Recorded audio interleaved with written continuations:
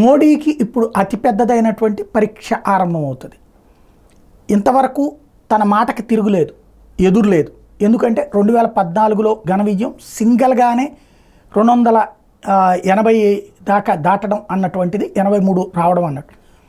2019కి వచ్చేటప్పటికి 303 సీట్లు రావడం అన్నటువంటిది ఆషామాషి కాదు. అయితే ఈ దఫా కూటమిగా వచ్చేటప్పటికి ఇప్పటికే ఐఎన్డీఏ కూటమి అందులో ఉన్నటువంటి భాగస్వామ్య పక్షాలు, ఎన్డీఏలో భాగస్వామ్య పక్షాలని కలుపుకొచ్చే ప్రయత్నం చేస్తుంది.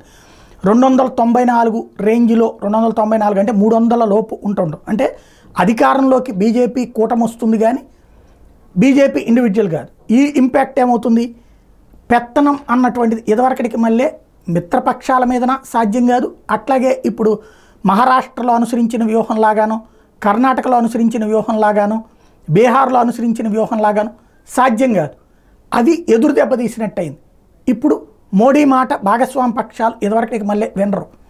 ఇప్పటిదాకా ఆయన ఏం చెప్తే అదే అన్నటువంటి స్టేజ్ నుంచి ఇప్పుడు సంప్రదింపుల పర్వం తరహాలో మళ్ళీ వాజ్పేయి టైపులో కథ నడపాల్సినటువంటి పరిస్థితి వస్తుంది. ఇది ఒక పెద్ద దెబ్బ భారతీయ జనతా పార్టీకి.